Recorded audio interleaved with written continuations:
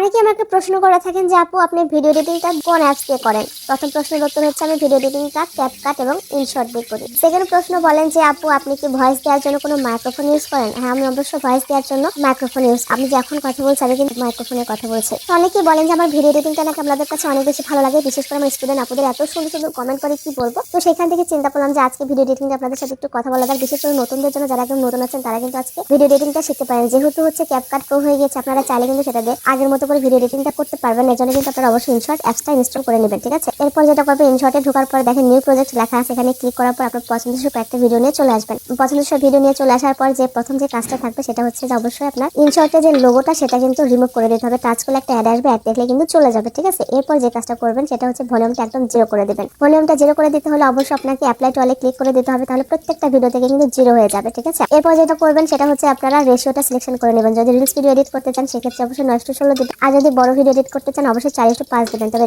9:16 দিলে কোনো প্রবলেম না। আর একটা জিনিস মনে রাখবেন, ভিডিও করার সময় কিন্তু অবশ্যই ফোনটা লম্বা করে ভিডিও করবেন, তাহলে কিন্তু রেশিও নিয়ে এত বেশি মাথা ঘামাতে হবে না। এরপর যেটা করবেন, একটা ভিডিও থিম বা ইন্ট্রো বানাবেন। ইন্ট্রো কিন্তু একটা ভিডিওর জন্য অনেক বেশি হেল্পফুল এবং অনেক বেশি ইম্পর্টেন্ট। ইন্ট্রো কিভাবে বানাতে হবে, আপনার ভিডিওর সবচাইতে সুন্দর সুন্দর আকর্ষণীয় যে অংশগুলো সেগুলো 4 থেকে 5টা টুকরো অংশ সামনে নিয়ে আসতে হবে। আপনি যদি ভিডিওটি না বুঝে থাকেন অবশ্যই শেয়ার করে আপনার টাইমলাইনে কিন্তু রেখে দিবেন। অবশ্যই বারবার দেখে তাহলে কিন্তু শিখতে পারবেন। নতুনদের জন্য কিন্তু বেসিক লেভেলে ভিডিও এডিটিংটা আজকে আমি শিখিয়ে দিচ্ছি, ঠিক আছে। এরপর যেটা করবেন, আপনি হচ্ছে এভাবে করে আকর্ষণ অংশটা খুঁজে বের করবেন। খুঁজে বের করার পর 1 সেকেন্ড পরিমাণ কেটে নেবেন, স্প্লিট করে নেবেন। বাম পাশ থেকে একবার কাটবেন, একবার ডান পাশ থেকে কাটবেন, তারপর সেটা ডুপ্লিকেট করে নেবেন, ঠিক আছে। আপনাদের সুবিধার্থে কিন্তু আমি 2বার করে দেখাচ্ছি, খেয়াল করে দেখেন। এভাবে করে 4 থেকে 5টা টুকরো কেটে নিয়ে চলে আসবেন। দেখেন কেটে নিয়ে চলে আসা হয়ে গিয়েছে, দেখতেই পাচ্ছেন। এরপর যেটা করবেন, এই যে আমরা ইন্ট্রো বানানোর জন্য যে 1 সেকেন্ড পরিমাণ নিয়ে আসলাম, এটা কিন্তু আমরা স্পিডটা বাড়িয়ে কমিয়ে নিতে পারি। যদি ফাস্ট করতে চান করবেন, না হলে স্লো মোশন করে দেবেন, দেখবেন দেখতে কিন্তু ভালো লাগবে, ঠিক আছে। এখানে আমি 2টা অংশ কিন্তু স্লো মোশন করেছি, স্পিডে চলে যাচ্ছে, তারপর বাম পাশ থেকে মানে 1 এর নিচে দিচ্ছি। অবশ্যই 0.50 যা ট্রাই করবেন, তাহলে দেখতে সুন্দর লাগবে। এরপর যেটা করবেন, একটা ভিডিও শেষ হচ্ছে আর কাজে শুরু হচ্ছে, এর মাঝে যে জয়েন্ট বা ট্রানজিশন সেটা চেঞ্জ করে দেবেন। সেটা চেঞ্জ করলে কিন্তু ভালো লাগে। আপনারা অবশ্যই উপরে যে লাইন আছে সেগুলো ইউজ করবেন, নিচের লাইন কিন্তু ক্লোজ চাইলে কিন্তু ইউজ করতে পারবেন না, ঠিক আছে। আপনি যে কোনোটা ইউজ করতে পারেন। আপনি যদি প্রত্যেকটা ভিডিওতে একই রকম দিতে চান তাহলে অবশ্যই দেখুন উপরে টিক মার্ক আছে, ডাবল এখানে টিক